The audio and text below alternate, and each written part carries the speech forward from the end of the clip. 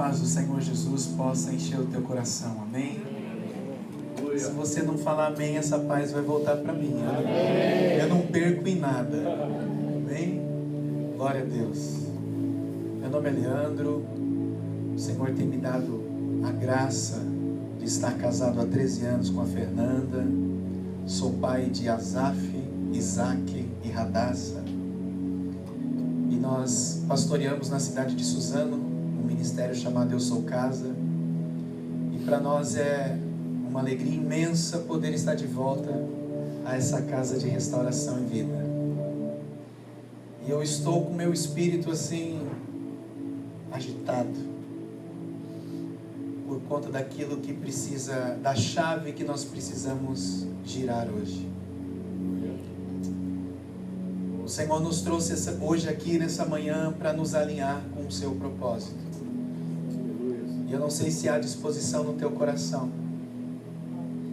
Às vezes nós saímos da nossa casa para receber, quando o culto que Deus instituiu foi o culto dos doadores, como bem ministrou o irmão no momento do ofertório. Nós estamos aqui para dar. E o maior desafio desse dia é descobrir o que Deus quer de mim. Amém. Porque quando o assunto é adoração, não podemos dar aquilo que queremos. Nós temos que dar aquilo que Ele está pedindo. Lá naquele altar, em Moriá, sobre o monte, não havia músicos, não havia nenhum ministério tocando ou cantando, mas pela primeira vez a palavra adoração aparece nas Escrituras, porque Abraão está dando a Deus aquilo que Deus pediu: Isaac, o filho a quem ele amava. Talvez o que o Senhor vai te pedir nesse dia seja exatamente aquilo que é o primeiro lugar no teu coração. Mas Ele só vai fazer isso para te ajustar. Olhe para a pessoa que está do seu lado e diga assim: Deus está te alinhando hoje. Deus está te alinhando hoje. Irmãos, é terrível quando Deus começa a nos alinhar de dentro para fora, porque aqui dentro só Ele conhece. E o problema de quando Deus pede é que Ele sabe pedir. Vamos repetir isso, diga: Deus sabe pedir. Deus sabe pedir. Eu fico imaginando como foi aquela manhã, em que Abraão, ao se colocar na presença de Deus, o Senhor disse para ele: eu quero teu filho. Ai. Quero orar mais uma vez com você. Amém? Feche seus olhos, em nome de Jesus. Me dá mais volume nesse teclado, eu preciso de você comigo hoje, amém? Aleluia. Há uma unção de Deus aqui, irmãos. Há uma liberalidade do Senhor aqui. Eu me alegro com isso. Que o nosso espírito esteja sensível, Senhor, nesse momento, a receber de Ti aquilo que nós precisamos. Não o que queremos, Deus, mas o que precisamos. Diante de tanto caos, de tantas coisas acontecendo, está difícil enxergar qual é o nosso papel. E nós precisamos nos ajustar dentro do Teu plano. Nós precisamos adequar a nossa vida ao que o Senhor espera de nós como igreja nesse tempo. Nós não estamos aqui para ver a banda passar. Nós não existimos por existir. Nós existimos por um propósito, e esse propósito nos define. Esse propósito nos deu vida. Esse propósito chamou a nossa existência. É por Ele que vivemos e é por Ele que também vamos morrer. É por Ele que estamos aqui e queremos entender o Teu querer, a Tua vontade. Por mais que doa, Senhor, por mais que seja dolorosa a entrega, melhor é obedecer do que sacrificar, Senhor. Nós estamos aqui em obediência, queremos nos ajustar, ó Pai, nos adequar ao Teu plano, ao Teu propósito. Aleluia. Que haja disposição no nosso coração, que haja um alinhamento de sentimento, como declarou Paulo em Filipenses, que tenhamos em nós o mesmo sentimento que houve em Cristo. Aleluia. enche a nossa alma, o nosso coração com o mesmo sentimento. O sentimento e a decisão de se doar pela causa do teu reino, de se doar pelo teu propósito, de não vivermos mais para nós mesmos, mas vivermos para ti. E viver para ti não é viver religiosamente. Viver para ti não é estar na igreja todo domingo. Viver para ti não é simplesmente prestar 3 ou 2 cultos por semana. Viver para ti, Senhor, é abdicar, é abnegar todos os dias. Oh, aleluia. Você que pode levantar a tua voz em outras línguas, faça isso. Eu estou cansado de cultos, irmãos, onde o que é promovido é conhecimento intelectual. Eu faço parte de uma geração que cada culto era uma experiência com Deus, era um encontro com Ele. Eu vim aqui nessa manhã para ter um encontro com Deus, e ninguém que se encontra com Deus sai da mesma forma, da mesma maneira. Estamos aqui para abrir o céu sobre nossas cabeças. A Bíblia fala que aquele que ora em outras línguas não fala a si mesmo, mas em espírito fala a Deus e fala mistérios. A Bíblia fala que aquele que ora em outras línguas edifica a sua fé. Talvez você entrou aqui nessa manhã carecendo de que a sua fé seja fortalecida. Então abra a tua boca e ore em outras línguas. Já não vivemos mais por aquilo que sentimos, nós vivemos por aquilo que cremos. Você não precisa sentir para orar em línguas. Paulo nos ensina na carta aos Efésios, no capítulo 6, a orarmos no Espírito em todo o tempo por todos os santos. Orando no Espírito e no entendimento. Abra a tua boca e permita com que o Espírito Santo a encha. Deixa Ele te dar uma língua nova nessa manhã, uma língua intercessória. Deixa Ele te trazer para perto no teu relacionamento com Ele. Talvez você entrou aqui nessa manhã com uma distância de Deus. Talvez você entrou aqui nessa manhã necessitado de que o Senhor toque a tua vida. Aviva-nos, aviva-nos. Aleluia. Precisamos desse avivamento. Precisamos desse avivamento, Senhor. Aleluia. Aleluia. Louvado seja o teu santo nome, meu Pai. Esteja sobre nós o espírito de revelação e sabedoria. Glória a Deus, irmãos. Abra comigo rapidamente sua Bíblia em Ezequiel capítulo 37. Oh, aleluia. Ezequiel 37. Nós vamos ler a partir do verso 1.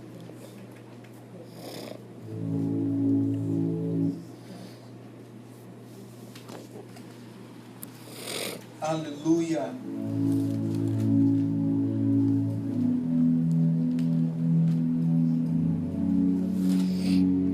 Desde o momento que eu cheguei aqui nessa manhã, o Senhor vem falando fortemente ao meu coração sobre a identidade que Deus deu a essa casa. Diga comigo, eu estou em uma casa de restauração e vida.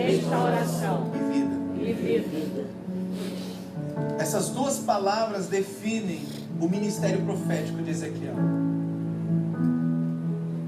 Essas duas palavras definem o tempo que o profeta Ezequiel estava vivendo, o tempo em que o seu ministério foi levantado sobre a nação. E essas duas palavras definem o tempo que o Brasil está vivendo. Essas duas palavras definem exatamente a necessidade da nação. E a primeira coisa que Deus falou comigo quando eu cheguei aqui nessa manhã é que esta casa, ela será resposta para o Brasil nesse tempo. Amém.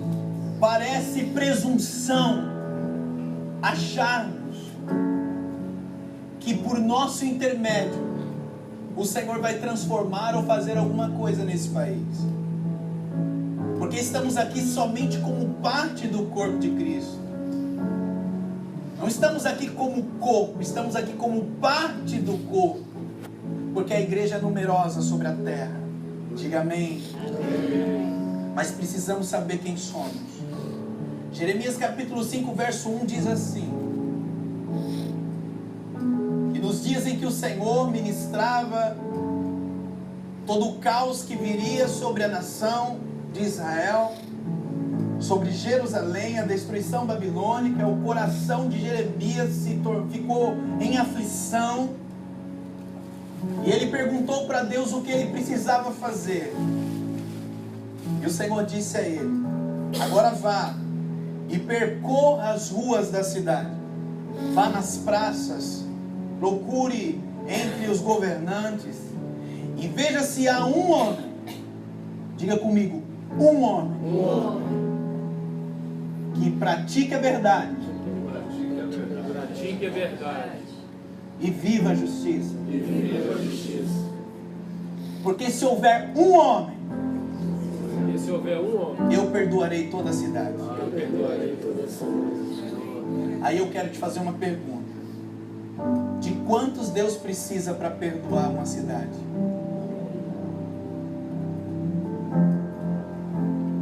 Lembra a intercessão de Abraão?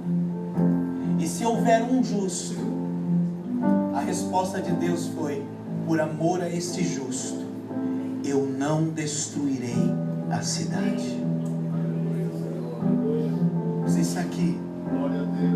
A oração de um justo pode muito em seus efeitos. Amém. Parece presunção dizer que esta casa por esses dias vai ser uma resposta para essa nação. Mas se tem algo que o Brasil precisa, é de restauração e vida. Amém.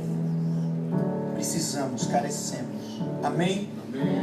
Vamos ler a partir do verso 1. Veio sobre mim a mão do Senhor, e Ele me levou no Espírito do Senhor e me pôs no meio de um vale que estava cheio de ossos. Ele me fez andar ao redor deles e vi que eram muito numerosos sobre a face do vale, e estavam sequíssimos. E Ele me perguntou: filho do homem, poderão viver estes ossos? E eu disse: Senhor Deus, Tu o sabes. Então Ele me disse: profetiza sobre esses ossos e dize-lhes: ossos secos, ouve a palavra do Senhor. Assim diz o Senhor Deus a esses ossos: farei entrar em vós o Espírito e vivereis. Porém nervos sobre vós, farei crescer carne sobre vós, e sobre vós estenderei pele, porém em vós o Espírito e vivereis. Então sabereis que eu sou o Senhor. Portanto profetizei como se me deu ordem. Enquanto eu profetizava, houve um ruído, um barulho, e os ossos se ajuntaram, cada osso ao seu osso. Olhei e vieram nervos sobre eles, e cresceu carne, e estendeu pele sobre eles, mas não havia neles espírito. Então ele me disse: profetiza ao Espírito, profetiza ao Filho do Homem, e diz ao Espírito: assim diz o Senhor Deus, vem dos quatro ventos o Espírito e sopra sobre esses mortos para que vivam. Profetizei como ele me ordenara, então o Espírito entrou neles e viveram, e se puseram em pé um exército grande em extremo. Então ele me disse: filho do homem, esses ossos são toda a casa de Israel. Eles dizem: os nossos ossos se secaram e pereceram a nossa esperança, nós estamos cortados. Portanto profetiza e diz-lhes: assim diz o Senhor Deus. Aleluia. Oh Espírito Santo, eu abrirei as vossas sepulturas vos farei sair delas, ó povo meu, e vos trarei a terra de Israel. Então sabereis que eu sou o Senhor, quando eu abrir as vossas sepulturas e vos fizer sair delas, ó povo meu. Porém em vós o meu espírito e vivereis, e vos porei na vossa terra. Então sabereis que eu, o Senhor, disse isto e o fiz, diz o Senhor. Aleluia! Glória a Deus! Aleluia! Assim diz o Senhor ao Brasil: abrirei a vossa sepultura e te tirarei dela, diz o Senhor Deus, e te estabelecerei, e porei sobre ti, ó Brasil, meu espírito, e vivereis, e sabereis que eu, o Senhor, fiz essas coisas. Aleluia! Aleluia!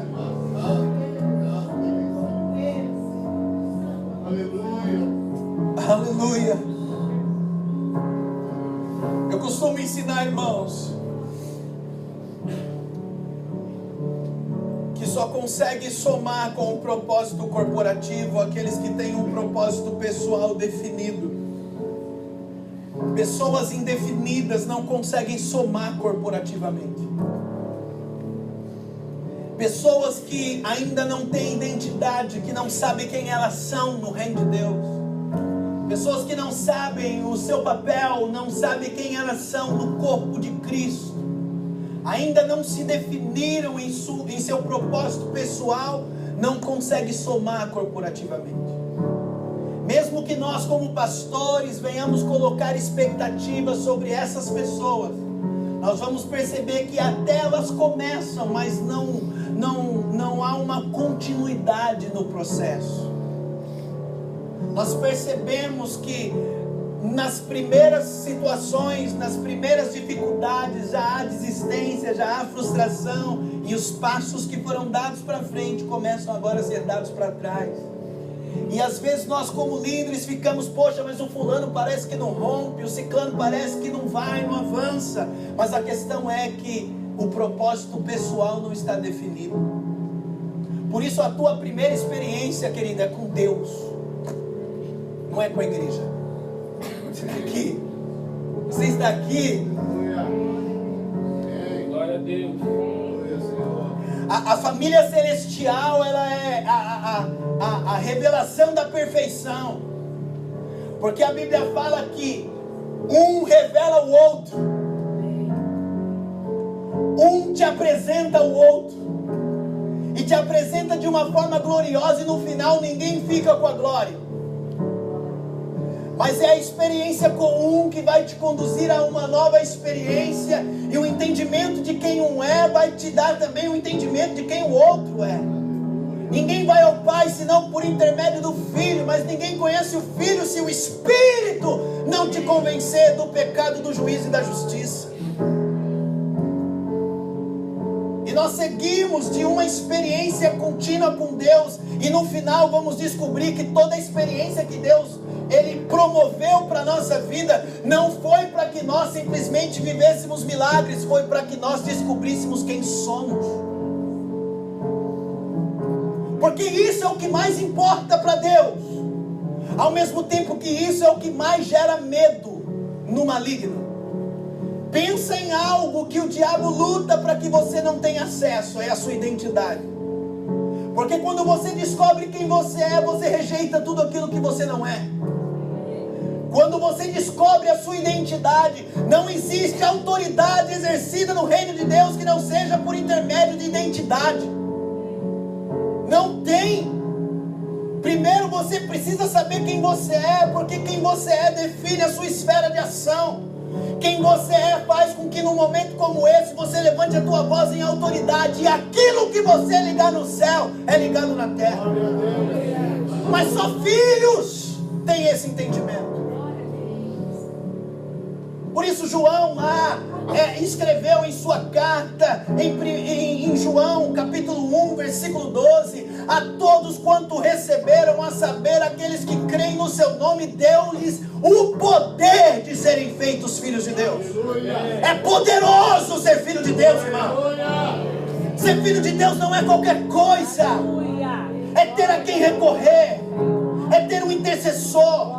É ter alguém que milita por nós. Eu tenho uma boa nova para você nessa manhã. Ele é vencedor invicto. Ele nunca perdeu uma batalha. E a guerra é dele. Nunca foi nossa. Nunca. Glória ao teu nome, Senhor. Ele é o general. Aleluia. Ele é o príncipe do exército. Aleluia. Nós só estamos aqui em obediência. Aleluia. Você não está compreendendo talvez o que eu estou declarando sobre a tua vida nessa manhã. Mas toda guerra que você entra simplesmente para vencer. Porque a vitória não é nossa. A vitória é dele. E nele somos vencedores. Aleluia. Glória ao teu nome, Senhor. Glória a Deus. É como entrar em um campeonato com a taça na mão. Já ouviu a expressão cumprir tabela? Olha para o teu irmão e fala para ele assim: isso é a tua vida. Você só está cumprindo tabela. Sabe por quê? Porque Deus começa as coisas pelo fim. É isso que as Escrituras declaram. Ele estabelece o fim no começo. É quando Ele começa a tua história, Ele já está declarando o teu final. Ele já está lá. Jeremias capítulo 17, a esperança para o teu futuro. E o profeta declara o porquê? Porque Deus já está lá, já está tudo pronto. Ele só te chama para entrar naquilo que Ele tem para a tua vida. Aleluia. Aleluia. Glória ao teu nome, Senhor. Oh, aleluia. Nós só estamos aqui caminhando para aquilo que já está estabelecido. Diga aleluia. Aleluia. Eu me identifico muito com o profeta Ezequiel, porque ao contrário de todos os profetas que recebeu de Deus uma visão, a visão que Deus dá, ou as visões que Deus deu a Ezequiel, não foi para a nação. Ezequiel não profetizou a Israel as visões que Deus deu a ele. A visão que Deus deu, as visões que Deus deu a Ezequiel foi para que Ezequiel se alinhasse com o propósito eterno. Amém. Amém. Aleluia. Nós estamos aqui. Talvez você já tenha escutado muitas ministrações desse texto e que de forma figurativa, porque é um texto com muitos detalhes, é uma visão com muitos detalhes. Mas para mim o maior detalhe está no momento ou no período em que essa visão foi dada. Para quem não sabe, Ezequiel foi levado à Babilônia com 26 anos. Diga comigo, 26 anos. 26 anos. O contexto histórico, irmão, vai nos dar entendimento do porquê que Deus deu essa visão para o profeta. E nós vamos descobrir, sabe o que? Diga comigo, a visão define o líder. A visão define o líder. Provérbios diz, sabe o que? Que a maneira que você se vê, assim você será. Da maneira que você se vê, assim você será. Aleluia. Da maneira que você enxerga as coisas, assim será a tua alma. Então diga comigo, a visão define o líder. A visão define o líder. Amém. A perspectiva, ela é definida pelo ponto de visão. O mais importante, querido, não é o que você está vendo, mas é de onde você está vendo. E tudo muda quando olhamos a partir de Deus. Tudo fica diferente quando a perspectiva que nós temos é a perspectiva de Deus. Eu posso te dar dezenas de exemplos nas Escrituras. Um deles é a filha de Jairo. A menina havia morrido e no momento que Jairo estava próximo do mestre, ele pedia ao mestre para que fosse orar por sua filha. E é interrompido pelos seus amigos com aquele grito que nenhum pai que está aqui nessa manhã queria ouvir: não oportune mais o mestre, porque a tua filha já está morta. E logo depois da voz dos amigos de Jairo vem a voz do Messias, que diz, sabe o que? Jairo, não temas, creia somente, porque a menina não está morta, ela apenas dorme. Aleluia. Aleluia, Jesus. Diga comigo, não é o que eu vejo, Não é o que eu vejo, é de onde eu vejo. é de onde eu vejo. Então a perspectiva é definida pelo ponto de visão. Talvez você entrou aqui nessa manhã em desespero por conta do quadro circunstancial que você está vivendo. E talvez a única coisa que você precisa nessa manhã é sair da circunstância e subir o monte. É viver a experiência que Abacuque viveu, que o Senhor nos dê os pés como da corça, que Ele nos tire do vale e nos faça andar nos lugares altos para enxergar as coisas lá de cima. Porque quando se vê qualquer coisa do alto, querido, tudo fica diferente. Talvez a única coisa que você precisa nessa manhã é que Deus te tire um pouco dessa pressão e te leve para perto dele para dizer, tá vendo? Não é tão complicado como você está achando. Não é o fim como você está pensando. Eu vou usar essa situação para transformar a tua casa, transformar a tua vida. Aleluia. Mudar a sua história, diga aleluia. Aleluia. Com 26 anos, Ezequiel é levado para a Babilônia. Eu não sei se você conhece essa parte da história, mas Babilônia não chegou destruindo Jerusalém. Babilônia não chegou destruindo tudo e levando os hebreus para a Babilônia. Não foi assim. Foi um processo de anos, diga comigo, anos, para que houvesse rendição. Babilônia ficou tentando convencer os hebreus que a melhor opção era deixar a terra deles lá. Essa foi a primeira proposta. Nós não vamos tocar em Jerusalém, não vamos fazer nada. Nós precisamos simplesmente que vocês se rendam, saiam dessa terra e venham conosco. Mas Israel foi resistindo. E durante um período de 6 anos, Babilônia vinha e levava uma leva de gente, uma quantidade considerável de pessoas. E depois que levava esse grupo, dizia para Jerusalém, vocês vão se render? E eles, não. Então Babilônia vinha e levava mais um pouco. Babilônia vinha e levava mais um pouco. E isso durou um período de 6 anos. E nessa última leva, quem vai é Ezequiel. Ezequiel adentra em Babilônia com 26 anos. E com essa idade, o seu ministério não se destaca. Por quê? Porque, diga comigo, Jerusalém ainda estava de pé. Então, os primeiros 6 anos do ministério profético de Ezequiel, ele não se destacou, não houve destaque. Por quê? Porque a cidade ainda estava de pé. E, na verdade, ele ainda não tinha entendido quem ele era. Por isso que Ezequiel tem a visão, mas ele não profetiza sobre a visão. Deus está através dessa visão que ele dá a Ezequiel, somente dizendo para o profeta o que Deus vai fazer. E eu posso te dizer o porquê. Você não tem autoridade para profetizar nada se você não acreditar primeiro. Porque aquele que profetiza é o primeiro a crer.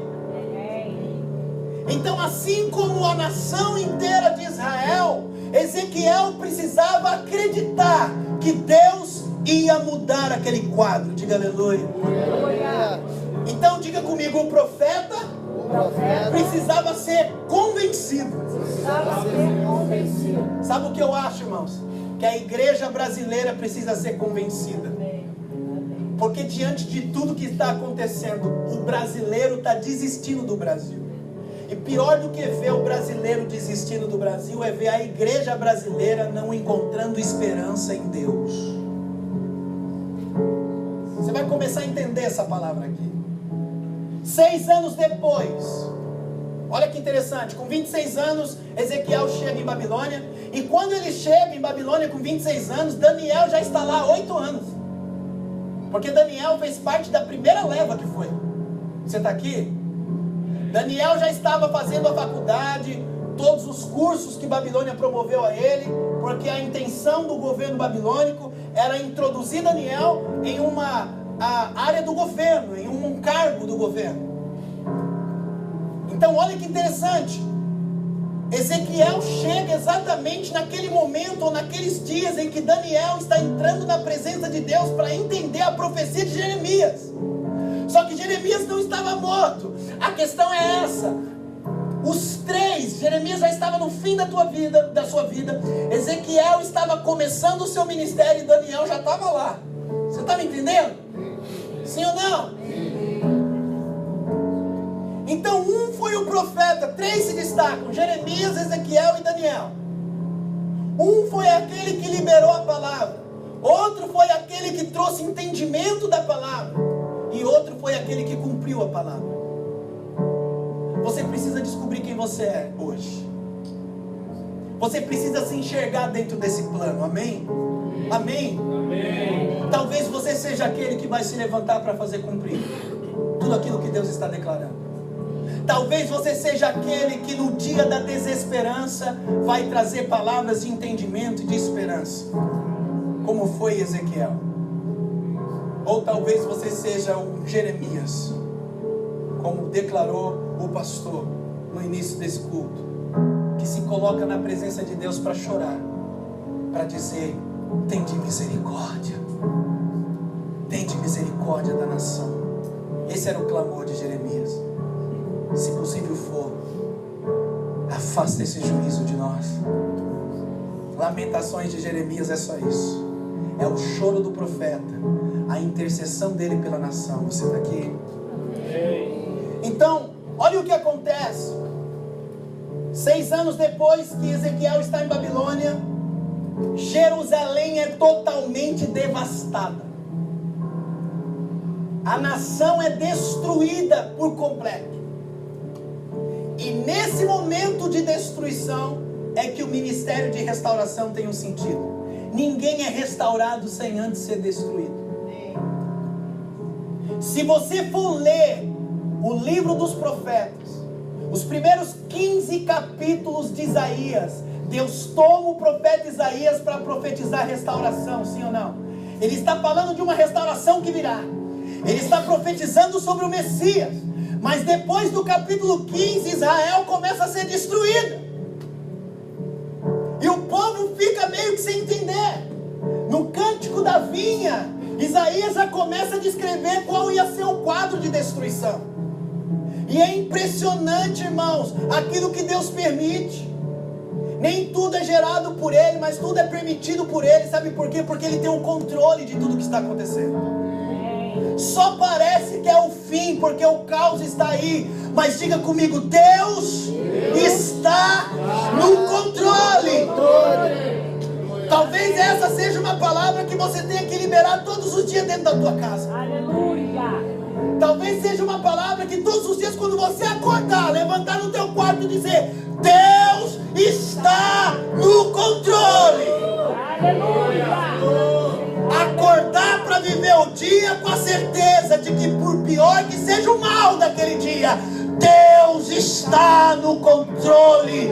E por isso eu não temerei mal algum, porque é Ele que me guarda. Você está aqui?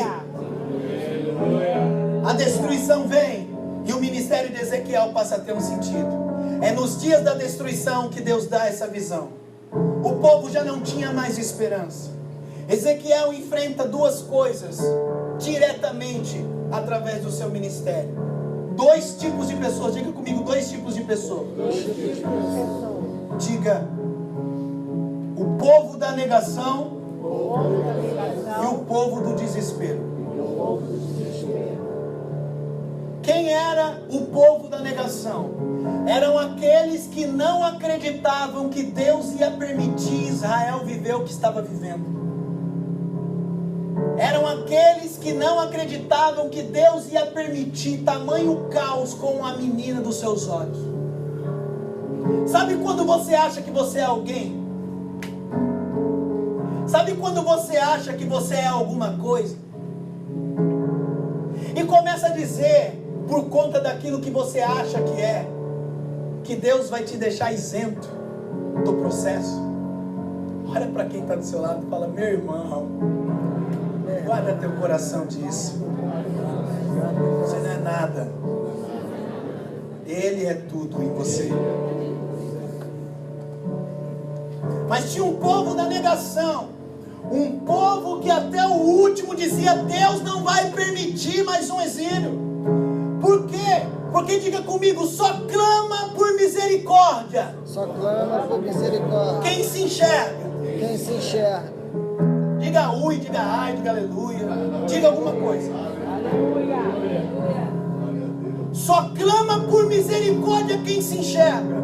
E esse era o maior problema de Israel. Quantas vezes a menina dos olhos de Deus não estava se enxergando? Quantas vezes Deus tomou os profetas para confrontar a dura serviço, porque bastava Israel entrar em um tempo favorável, eles já achavam que era alguma coisa. Bastava o tempo favorecer que eles já viravam as costas para Deus. E isso não aconteceu uma, não aconteceu duas. Irmãos, nós vamos ler a Bíblia de Gênesis a Apocalipse. E de Gênesis a Apocalipse isso acontece. E termina em Apocalipse com as 7 cartas escritas para 7 igrejas, que tinham uma essência no seu começo, mas que no longo do processo perderam a sua identidade. 7 cartas, 7 exortações. E nas 7 cartas Deus dizia: arrependam-se, senão o juízo virá. Você está aqui. Desculpa, irmãos, mas não tem como pregar outra coisa nesses dias da nação. Não tem como declarar outra coisa sobre a igreja, a não ser aqueles que existem por existir, que são um povo sem identidade. Porque tem um monte de igreja aí fora assim. São igrejas sem propósito, que pregam um evangelho sem cruz. Uma salvação vem para Jesus, que Ele vai te dar casa, comida e roupa lavada e resolver todos os seus problemas. Essas não são as boas novas que nós anunciamos. Nós estamos aqui como um povo de entendimento, porque a palavra declara: o povo que conhece o seu Deus será forte para proezas. O que nós temos que entender é o que Deus está fazendo e por que Ele está fazendo. Você tem que definir hoje se você é um osso desse vale ou se você é um profeta que vai profetizar a vida. Você tem que definir aonde você está. Se você está no alto com o Senhor, liberando do Espírito, ou se você está dentro de uma sepultura. Eu quero crer que este povo é um povo de restauração e vida. Eu quero crer que nessa manhã Ezequiéis serão levantados nessa casa para levar esperança para um povo que não tem mais esperança, para levar uma palavra de vida a lares que estão morrendo por conta do processo. Você está aqui. O povo na negação não aceitava. Deus não vai permitir isso. E Deus permitindo tudo. Deus não vai permitir a destruição, e a destruição vindo. Como era difícil para Ezequiel liberar palavras para o povo da negação, que esse povo tinha que se arrepender. Mas não era só o povo da negação, tinha uma parte do povo que era o povo do desespero. E por que desespero? Diga comigo: eles perderam terra, templo, liberdade e pessoas. Querido, se eu tirar de você hoje tua família, tua igreja, tua casa, teu trabalho, você não é nada. Você está aqui. Se eu tirar essas coisas de você, você está em desespero. E como era difícil para Ezequiel, por quê? Porque enquanto Jerusalém estava intacta e ele profetizava, o povo ainda tinha esperança. Mas quando Jerusalém é totalmente destruída, essa esperança se vai. Olha o que ele declara aqui no verso 11. Então ele me disse: filho do homem, esses ossos são toda a casa de Israel. Eles dizem: os nossos ossos secaram e pereceram a nossa esperança, e nós estamos o quê? Cortados. Os nossos ossos secaram, porque ossos secos não fala de um povo que morreu. Ossos secos não fala simplesmente de um povo que está numa sepultura. Ossos secos fala de um povo que morreu há muito tempo. Eles não morreram naquele exílio, eles estavam mortos e não sabiam. Você está aqui? Não tinha nada, não tinha pele, não tinha carne, não tinha nervo, não tinha vida. Se você acha sobrenatural Deus ressuscitar através de Cristo a Lázaro, que estava há 4 dias dentro de um túmulo, eu quero dizer que Deus ressuscitou uma nação inteira que estava há anos com os ossos secos. Se você se impressiona com a ressurreição de um homem, esse texto descreve a ressurreição de uma nação que estava morta espiritualmente. Isso é sobrenatural, diga aleluia. A nossa visão precisa mudar. Diante de tudo que está acontecendo, nós precisamos saber qual que é o nosso papel. E não é só clamar por arrependimento, é se levantar em autoridade e começar a profetizar vida sobre o vale de ossos. Eu tenho declarado por onde eu tenho passado que nós estamos prestes a adentrar em um tempo favorável para a salvação, como declarou o apóstolo Paulo. Porque no meio do caos, a minha Bíblia diz em Mateus 24, que o evangelho do reino vai ser pregado em todas as nações. É no caos do mundo, é no pior período da igreja em que ela será mais fortalecida. Apocalipse 22 fala sobre isso também, que para mim é o maior sinal do fim. As pessoas acham que o caos é o sinal do fim. Apocalipse diz: aquele que está sujo, suje-se mais. Mas aquele que está santo, que está limpo, limpe-se mais. Você está vendo a iniquidade crescendo? Apocalipse profetizou sobre isso. João falou sobre isso no livro da Revelação. Ele disse que o caos iria ampliar, mas no meio do caos também tem um povo que se santifica, tem um povo que se limpa, que se purifica. E no mesmo capítulo ele diz: aqueles que lavam as suas vestimentas no sangue todos os dias, esses são aqueles que entrarão pelas portas. No meio da iniquidade é um povo que se limpa. Quanto mais iniquidade, diga comigo, mais cresce a santificação da igreja. Você está me entendendo ou não? Deus está usando o caos para despertar o seu povo. O próprio Ezequiel precisou ser despertado, porque enquanto ele profetizava e a cidade estava de pé, era fácil, irmãos. Agora eu quero ver você profetizar restauração quando tudo está destruído. Aí você acha que simplesmente o pastor tem uma visão, ele entra na presença de Deus, ele tem uma visão e coloca um nome bonito numa igreja. Não, isso é uma identidade. Diga: eu estou em uma casa de restauração e vida. O que isso quer dizer? Diga comigo. 2 tipos de pessoas entram aqui: pessoas destruídas que precisam ser restauradas, e pessoas mortas que precisam de vida. E pode ser que em um culto desse, essa pessoa morta sente do teu lado, e você precisa ser um Ezequiel. Porque não fazemos parte de um povo que tem um pastor, nós fazemos parte de uma casa pastoral. Não é um homem com uma oração forte viciando o povo de domingo a domingo em ouvi-lo. É um homem ou homens ensinando um povo a ouvir Deus, a desenvolver sensibilidade, ao ponto de não passar sobre nenhuma necessidade desapercebida. Quantos cultos e quantos lugares fomos, onde aquele que se assentou na cadeira precisava somente de um abraço. E como é lindo ver aquele irmãozinho que no momento do louvor se aproxima desse necessitado e abraça. Só que naquele momento, por conta do pedido do coração do necessitado ter sido a Deus, ele não entende que é o irmão que está abraçando ele. Ele sente abraçado por Deus. Aleluia. Isso é igreja, irmão. Eu não sei quanto a vocês, mas eu estou cansado de cultos onde eu já sei o que vai acontecer. São 3, 4 louvores, dízimo, oferta, a palavra e a bênção apostólica. Estou cansado disso.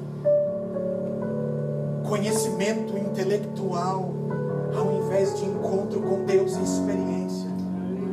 Cultos vazios, irmãos. Eu já entrei em cultos, em momentos em que pessoas estavam chorando, orando em línguas, e Deus falar para mim: eu não estou aqui. Senhor, como que o Senhor não está aqui? As pessoas estão chorando, orando em línguas. Ele disse: eu não estou aqui. Isso não é promovido por mim. E quando eu olhei para a letra do louvor, eram louvores que mexiam com a alma. Nós estamos vivendo dias, irmãos, de guerra de altares, onde tudo que fazemos no momento de culto, no momento da nossa reunião, tem que ser voltado a quem de fato o culto é a Deus. Nós temos que mirar todas as armas para o céu. Você está aqui? O culto é diferente quando ele é feito para Deus. Aleluia. Quando ele é feito para o homem, levanta a mãozinha, abaixa a mãozinha, bate palma, é assim. Mas quando é para Deus, você levanta a mão porque você não aguenta. Tem algo pulsando dentro de você. Aleluia. Você não precisa ser motivado ou movido por ninguém. É uma expressão genuína, verdadeira e espontânea. Essa foi a condição da oferta de todo homem que der deliberadamente, de todo homem que der sem ninguém pressionar, sem ninguém ordenar. Desse você vai receber. Aleluia. Essa não é uma condição para uma oferta, é uma condição para qualquer oferta que for dada a Deus. Até a nossa oferta de louvores e adoração. Diga comigo: o que Deus quer ver em mim é voluntariedade. Diga comigo: uma ação que Ele não precisou mover para acontecer. Diga: uma iniciativa para Deus, mas é minha iniciativa. Sabe qual que é o nome disso? Surpreender a Deus. Amém. Aleluia. Ah, mas eu vou te dizer, por quase 120 anos Noé obedeceu a Deus, fazendo o que Deus ordenou a ele. Todos os dias colocou seus filhos, toda a tua casa, para trabalhar no projeto de Deus. Eu não sei se foram 120 anos para fazer a arca, ou se foram 120 anos para colocar a família no propósito. Eu não consigo definir. Definam vocês, que até hoje eu não consegui. Porque colocar a casa no propósito, irmãos, às vezes a esposa é uma luta, às vezes o esposo é uma luta, e os filhos, e as noras, meus genros. Vocês estão aqui? Então não sei se foi 120 anos para fazer uma arca, ou se foi 120 anos para colocar uma casa no propósito. O que eu sei é que quando a porta da arca abre, havendo passado um ano, escuta o que eu vou te dizer. Noé faz a única coisa que Deus não pediu. Ele faz um altar. E a Bíblia fala que sobre aquele altar ele adorou. Aleluia. E quando Deus vê Noé fazendo algo que ele não pediu, a Bíblia fala que Deus se arrependeu do mal que fez ao mundo. E disse: cara, por causa de você, eu nunca mais assolarei a humanidade com as águas. E todas as vezes que chover, vai aparecer o arco-íris no céu, e você saberá que eu tenho uma aliança com você. Glória a Deus.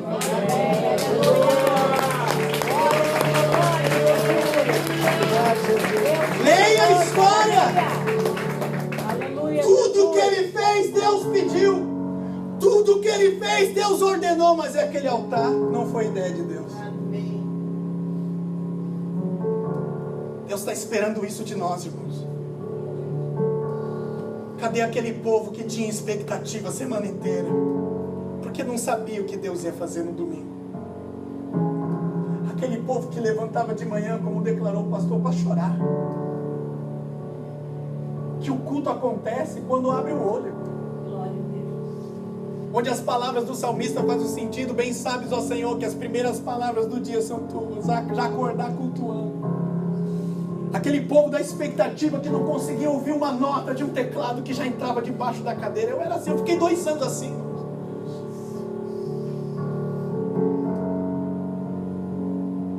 É diferente quando a nossa experiência é com Deus e não com o homem. É diferente, irmão. Isso precisa ser restaurado. Em algum lugar essa graça foi perdida. Ela precisa ser restaurada. Ela precisa ser resgatada. Você está aqui. Eu não sei como que você saiu da tua casa hoje, mas eu não me sinto bem de ir para um lugar onde eu já sei o que vai acontecer. É chato, irmão. Se na nossa vida a gente não tolera isso, imagina na vida cristã. Uma coisa boa é entrar na casa dele com aquele friozinho na barriga e dizer: como que vai ser hoje? Da onde será que ele vai vir? Será que é no louvor, na palavra? Será que é uma oração? O que vai acontecer? O que o Senhor quer de mim? O culto dos doadores. A maior experiência de Ezequiel foi pessoal. Deus precisou convencê-lo. Talvez você já ouviu um monte de ministração em Ezequiel 37. Mas o mais importante de Ezequiel, e essa visão de Ezequiel 37, é o momento que ele teve a visão. Ele não tinha esperança. Ele não estava acreditando que Deus estava permitindo isso acontecer com o povo dele. Então Deus o levou no Espírito para dizer: Ezequiel, olha o que eu vou fazer. Aleluia, Jesus. E mais extraordinário do que dizer para Ezequiel o que ele ia fazer, foi: Ezequiel, olha o que eu vou te usar para fazer. Profetiza sobre esse vale. E ele disse assim: e eu profetizei como ele me havia ordenado. E os ossos começaram a se mexer. Sabe o que isso quer dizer? Existe uma distância sempre entre a profecia e o cumprimento. Mas quando estamos em um tempo de Deus e uma palavra é liberada no tempo de Deus, aquilo que foi declarado acontece já. Eu quero fechar essa palavra declarando Ezequiel capítulo 12. Você lê na tua casa. Estamos adentrando em dias, é o que diz em Ezequiel 12, em que tirarei do vosso meio aquele ditado que diz que a visão que esse vê e a profecia que esse libera é para muitos dias. Porque virão dias em que aquilo que eu falar, eu cumprirei já. Glória a Deus. Diga comigo: o Deus de agora. Sabe por quê? Porque a nossa necessidade, ela é urgencial. Não dá para esperar. Quantos creem nisso? Quantos creem que estamos em um tempo de Deus? Quantos creem que Deus quer te levantar sobre esse vale com uma visão diferente? Porque Ele encheu o teu coração de esperança. O texto que lemos no verso 11 diz que Israel se via cortada, mas o mesmo profeta diz que há esperança para a árvore cortada, porque mesmo que ela tenha sido cortada, ao cheiro das águas ela brotará. Irmão, a gente não precisa nem de chuva no Brasil. O cheiro da terra molhada vai fazer brotar algo nessa nação. Aleluia. Sabe por que o Brasil secou? Porque numa terra seca, uma fagulha, uma faísca de fogo é o suficiente para incendiar. Diga: eu sou nesse tempo uma centelha de avivamento. Deus vai começar a nos espalhar. O Senhor me deu uma palavra para essa casa. Da última vez que eu vim aqui, eu via essa tenda se estendendo através dos filhos, se ampliando para fora dessa nação. E Deus está me mostrando que vai começar algo no estado do Rio de Janeiro com essa casa. O Senhor vai começar a espalhar vocês pelo estado do Rio. Vai começar a brotar poço em terra seca.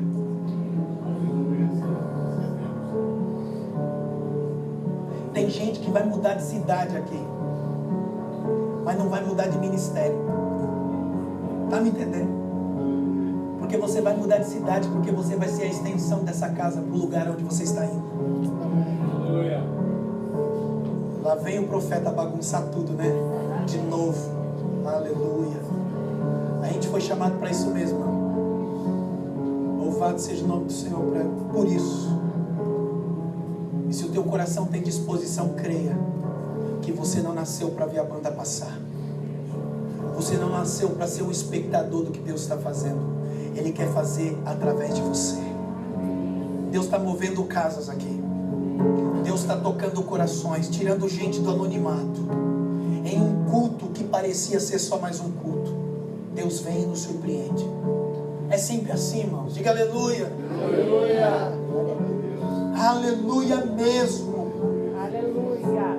Diga comigo, o que eu vejo revela aonde eu estou em Deus.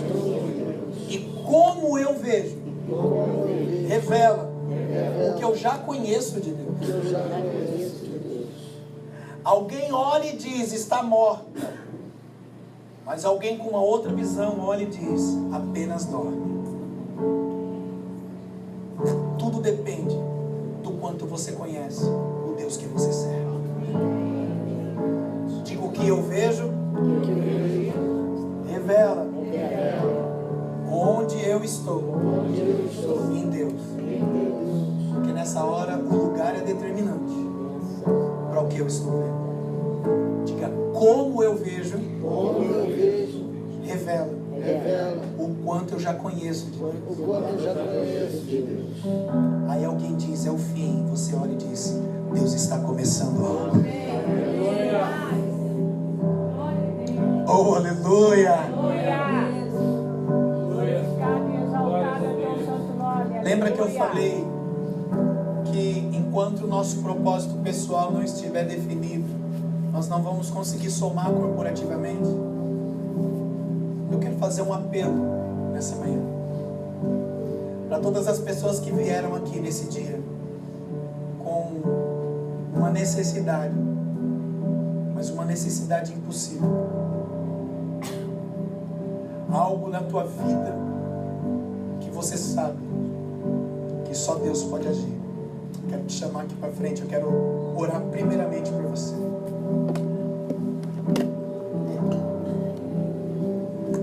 Pessoas que estão vivendo processos em seu casamento, vem para cá.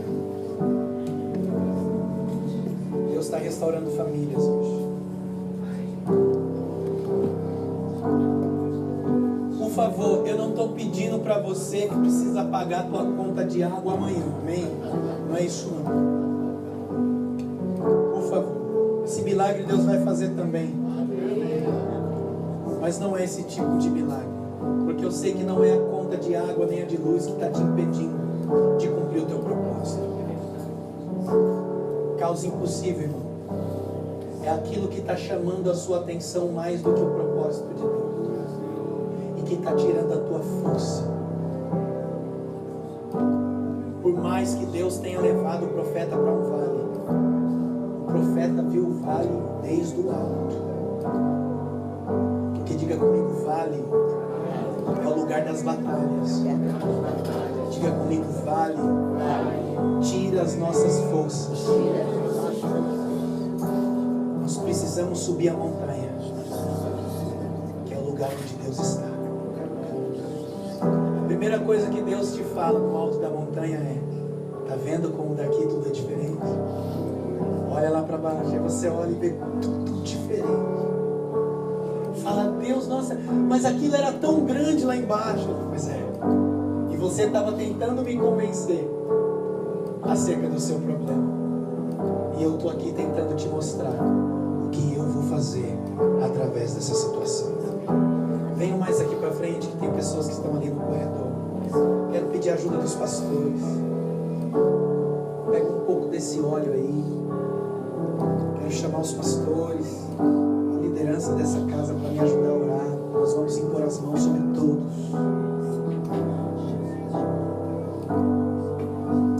Oh, Senhor. Eu tenho uma palavra para esse casal que está aí atrás. Aí. Isso. Cara, eu tô com medo do que Deus vai fazer na tua vida. Eu tô com medo. Porque é muito radical. Tudo que é em parte, tudo que é parcial na tua vida, está acabando. Você é um cara que fora do propósito do reino, você não dá certo. Amém? Não dá certo. Ele te marcou de uma forma tão grande, que eu vou definir a tua vida diante desse propósito. Você sempre correu. Quando não era diretamente, era indiretamente. E quando as pessoas achavam que não, agora ele vai, você estava correndo. Porque você sabe que quando você disser sim, não tem volta mais. Hoje, Ele está te definindo. Aleluia. Hoje, Glória a Deus. Ele está definindo a sua identidade. E o propósito que Ele tem com a tua casa. Você vai ver portas se fechando. Porque já é o tempo. Mas você vai ver outras portas sendo abertas. E a palavra é essa: não resista. Não impeça o que Deus vai fazer. Se rende, cara. Se rende. Pega tudo e coloca nas mãos dele. Amém? Amém. Aleluia. Feche os seus olhos, você que está aqui na frente, vamos orar. Eu não sei se tem como cantar aquela do Vale dos Ossos Secos. Aleluia. Isso. Se o pessoal do louvor puder me ajudar, venham para cá. Isso. Glória a Deus. Feche os seus olhos, em nome de Jesus. Pastores, me ajudem. Senhor, nós estamos aqui diante de causas impossíveis. Enquanto os teus filhos e as tuas filhas choram por conta do processo que estão vivendo, nós nos alegramos no nosso espírito, porque já enxergamos o que o Senhor vai fazer. E profetizamos ressurreição, restauração e vida. Restauração e vida. Essas próximas semanas serão semanas de testemunho nessa casa, onde a cada culto os teus filhos vão declarar aquilo que o Senhor fez a partir de hoje. Porque o que é impossível para nós é possível para ti. Tu és o Deus do impossível. O Senhor conhece a necessidade e o coração de cada um dos teus filhos. Aleluia. Aleluia.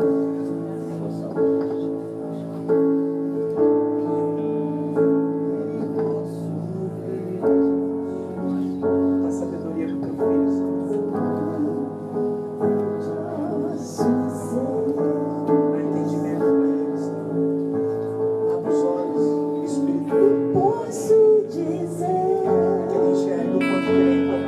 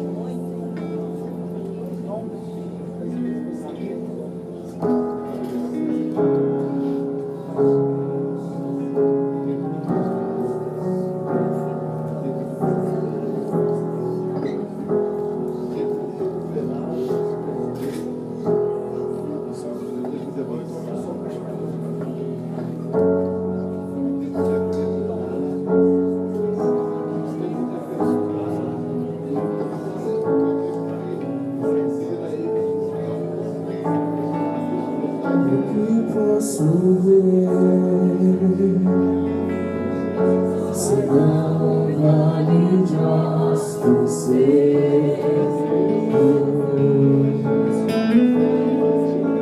eu posso dizer,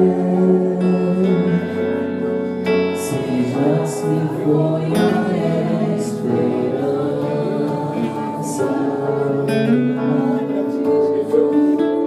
nossa vergonha está exposta debaixo do sol há muito tempo.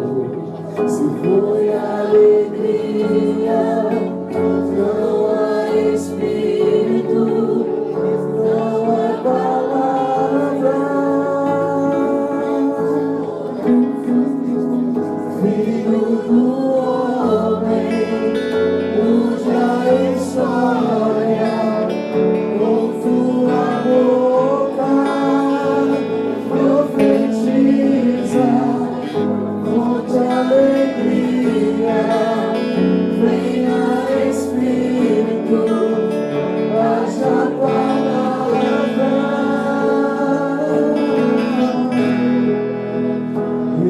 ressuscita, qualquer que estava morta, ao vale de ossos secos,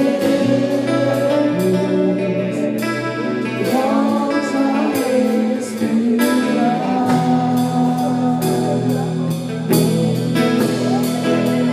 Posso ouvir o som do amigo a morte tornando vida,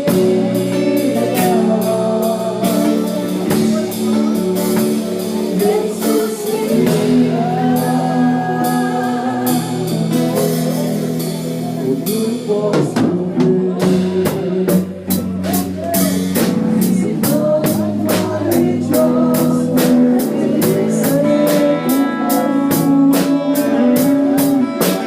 posso dizer, se já se foi a esperança,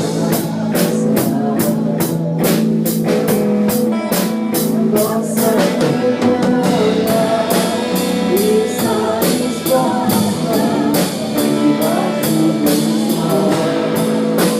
Há muito tempo, sem alegria,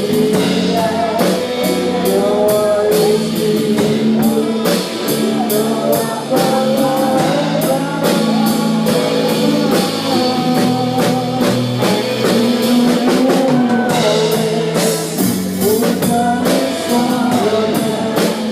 com tua boca, profetiza, com alegria, venha Espírito, haja palavra,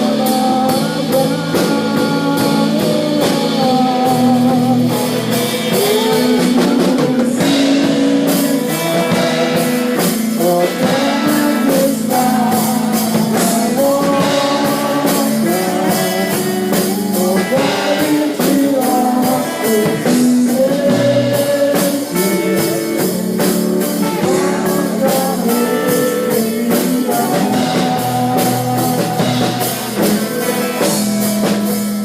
posso ouvir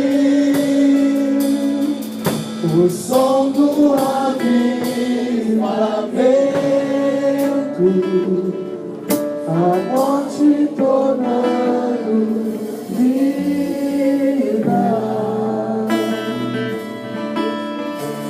ressuscita. Vocês, a identidade de vocês quase foi roubada.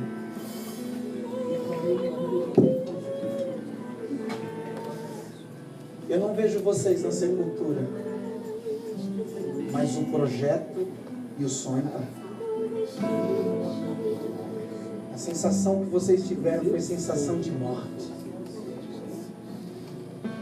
porque vocês sem um propósito, vocês não são nada. Nada.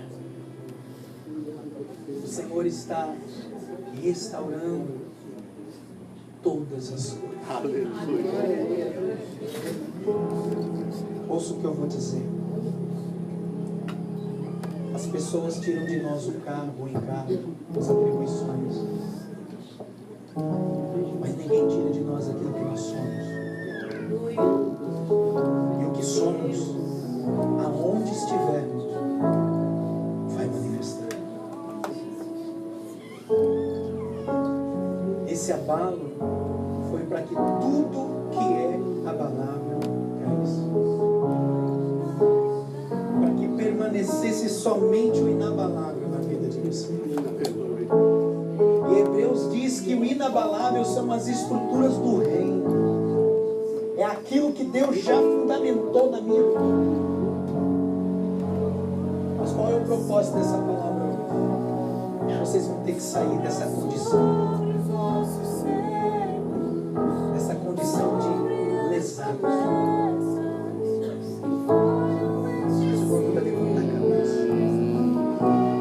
Sabe por quê? Porque tudo isso fez parte do processo. Levanta a cabeça.